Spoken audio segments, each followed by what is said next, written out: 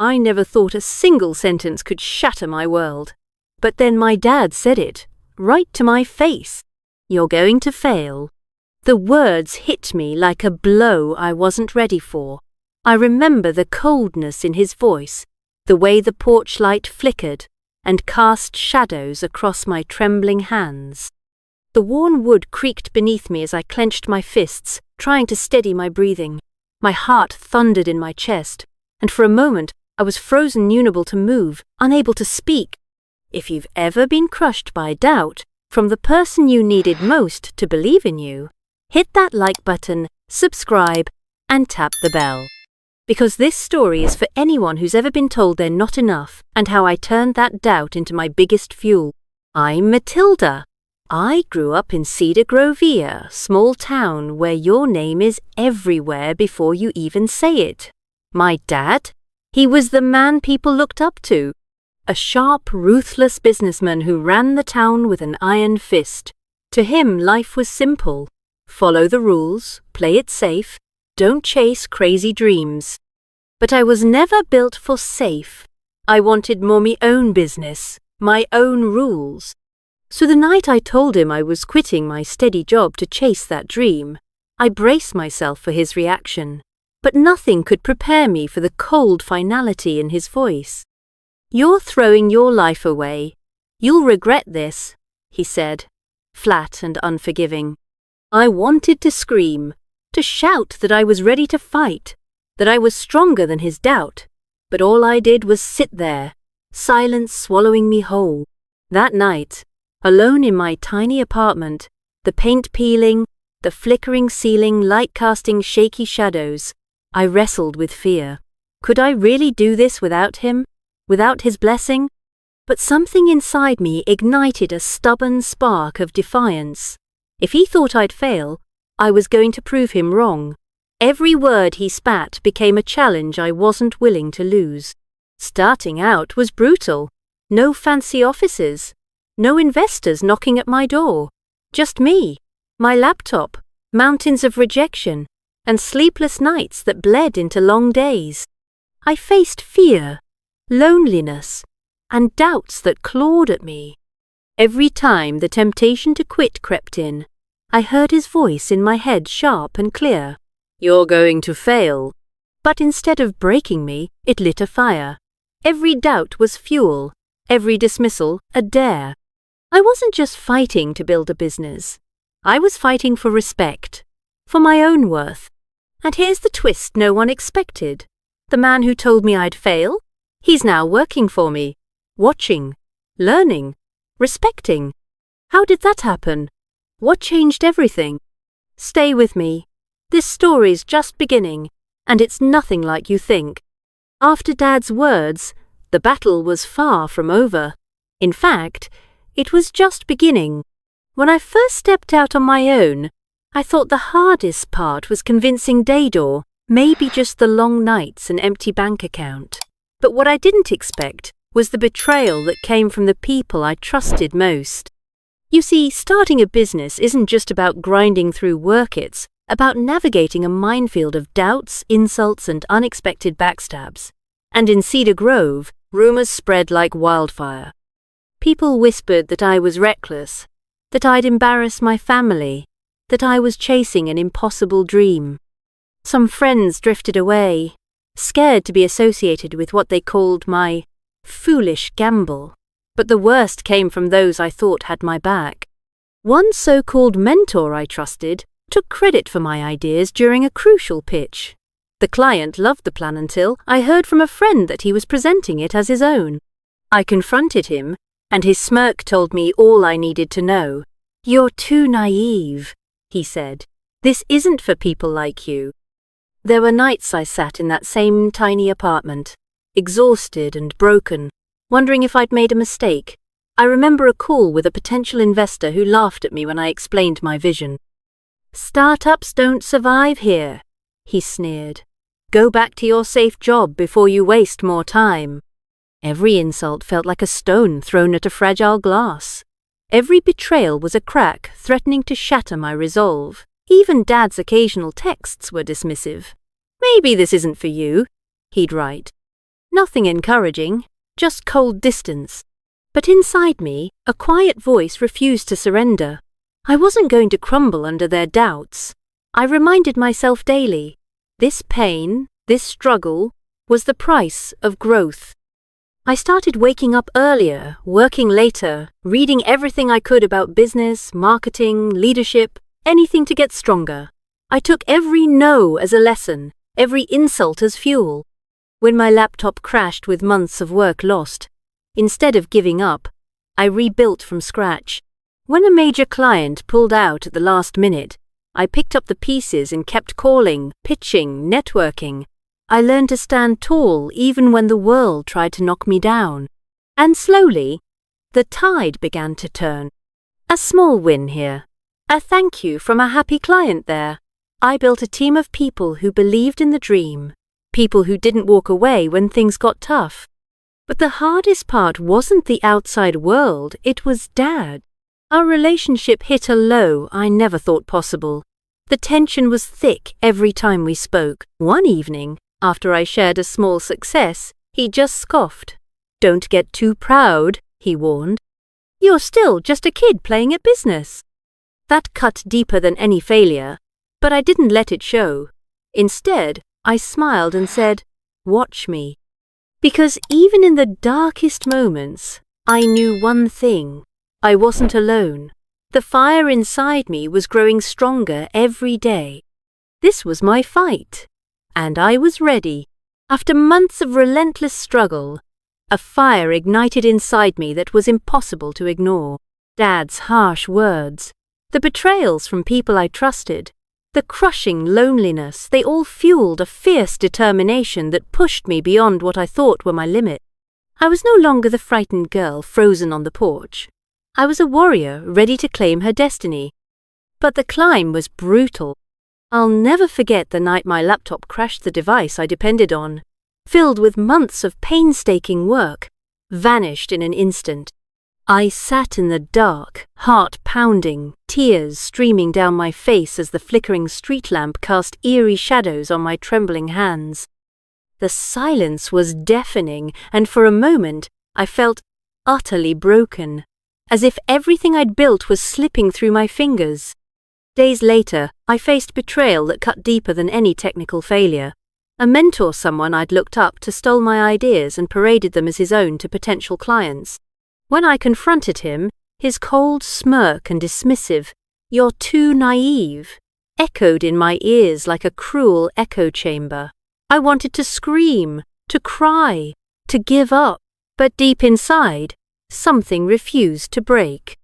Each rejection, every slammed door, felt like another stone thrown at my fragile dream. Exhaustion settled deep in my bones. Dark doubts crept in like shadows threatening to consume me. Then, as if answering an unspoken prayer, Emily appeared. She was unlike anyone I'd ever met, a retired businesswoman whose reputation spanned far beyond Cedar Grove. At a local networking event, while I nervously pitched to an almost empty room, she approached me with calm confidence and eyes that saw more than just a struggling entrepreneur. "I see something in you," she said softly. "Don't let anyone, not even yourself, tell you otherwise." With Emily's mentorship, I learned not just the tactics of business, but the resilience to weather every storm. She challenged me, pushed me, and, most importantly, believed in me when no one else would. Under her guidance, I sharpened my pitch, built genuine connections, and for the first time felt the sweet thrill of a real Victoria contract that validated every tear and sleepless night. But the hardest battles were still waiting, not out there, but within my own family. Dad's silence was a constant weight. Then, one evening, after sharing the news of my contract, his brief text appeared. "I heard. Proud of you." I stared at those words, breath caught in my throat. The simplicity belied its power. For the first time in what felt like forever, he acknowledged Minnow with speeches, not with calls, but with those few fragile words. I sank onto the couch, tears spilling over in waves I couldn't hold back. Relief mingled with pain. hope with lingering scars. In that quiet moment, I allowed myself to feel the ache of years lost, but also a flicker of forgiveness. Yet the road ahead remained steep and unforgiving. After one grueling day, I sat on the cold office steps, muscles aching, mind swirling with fears, wondering if I had enough strength to keep fighting. Then Emily's words returned. Success isn't about never falling. It's about getting up one more time than you fall. I wiped my face, steadied my breath, and rose to face the fight once more. Then came the call that changed everything. An investor, captivated by my passion and persistence, wanted to meet. The night before, sleep evaded me. My hands shook as I prepared, mind racing with doubts and hopes tangled together. In that meeting, I laid bare my dreams, struggles, and relentless hope. The investor listened, nodding, eyes gleaming with belief. For the first time, I was not just heard, I was understood. Walking out, a torrent of emotions overwhelmed mere relief, excitement, and an unshakable confidence. Looking back, that night marked not just a business turning point, but the moment I began to truly thrive. Though the journey was far from over, with each step, I rewrote my story not as the girl told she'd fail, but as the woman who refused to quit. Success tastes sweetest when it's savoured with the bitter aftertaste of revenge. The moment I stepped into the sleek conference room, confidence radiated from every fibre of my being. I wasn't just a struggling startup founder anymore. I was the woman in charge, the one with a vision, the one who had proven everyone wrong. And then, like a shadow from a nightmare, Jake appeared. Jake, the mentor who had once stolen my ideas, laughed at my dreams and dismissed me as naive. The man who had tried to bury me under his arrogance. He caught my eye and gave me a slow, almost predatory smile. But beneath it, I saw something newer flicker of uncertainty, a crack in his once impenetrable facade. "Matilda," he said, voice slick but strained, like a mask slipping. "I never thought you'd get this far. Looks like I was wrong." The words stung, but I was ready. I let a slow, deliberate smile spread across my face, eyes locking with his. "You were right about one thing," I said, voice calm but razor sharp. "I wasn't ready back then." I paused, letting the silence thicken, making every eye in the room turn toward us. "But I'm ready now," I continued, leaning in just slightly. "More than you'll ever be." Jake's smile faltered. I could see the moment the old arrogance shattered, replaced by a flicker of panic. "Stealing my ideas must have felt like a win," I said, voice dripping with cold satisfaction. "But it was the biggest mistake you ever made." The room seemed to hold its breath. He opened his mouth, probably to defend himself, but I cut him off with a raised hand and a smile that said, "Save it." "You underestimated me," I said, voice steady and sure. "And now, you're watching me lead while you're stuck in the past." Jake's eyes darted nervously. I could almost hear the gears turning regret, disbelief, maybe even fear. I turned to the clients, who watched silently, their expressions shifting from curiosity to respect. "This," I said, voice ringing with conviction, "is what happens when you bet against someone's fire and resilience." With that, I turned on my heel and walked out, the sound of my heels echoing like a victory anthem. Behind me, I felt the weight of years lift, replaced by an exhilarating freedom. Later, as I reviewed contracts in my office, my phone buzzed. A message from Dad. "You've made me proud." I stared at those words, feeling a rush of emotions: relief, sorrow, hope. The walls I'd built around my heart cracked just a little, letting in light where there had been shadow for so long. It wasn't perfect. We had scars, and there were miles yet to heal, but that message was a bridge. And for the first time in a long time, I felt whole, because I wasn't just a survivor anymore. I was a conqueror. Here I stand today, bathed in the glow of success that once seemed impossible. The journey riddled with heartbreak, betrayal, and relentless doubters transformed me from a girl haunted by fear into a woman who commands her destiny with unwavering strength. Cedar Grove whispers my name now not with skepticism, but with respect. The same voices that once doubted and dismissed me now seek my insight and celebrate my victories. Faces that turned away now turn toward me, some with admiration, others tinged with regret. At a prestigious gala, under the sparkling chandeliers and the gaze of those who once dismissed my dreams, I held my head high. A former skeptic approached, hesitating before speaking. "You proved us wrong," they admitted, voice soft with sincerity. I smiled gently, the years of pain and perseverance folding into that moment. "It wasn't about proving anyone wrong," I replied. "It was about proving to myself that resilience outlasts doubt." Later that night, alone with my thoughts, I opened a message from Dad. 4 simple words. "You've made me proud." Those words carried the weight of years of silence and unspoken love.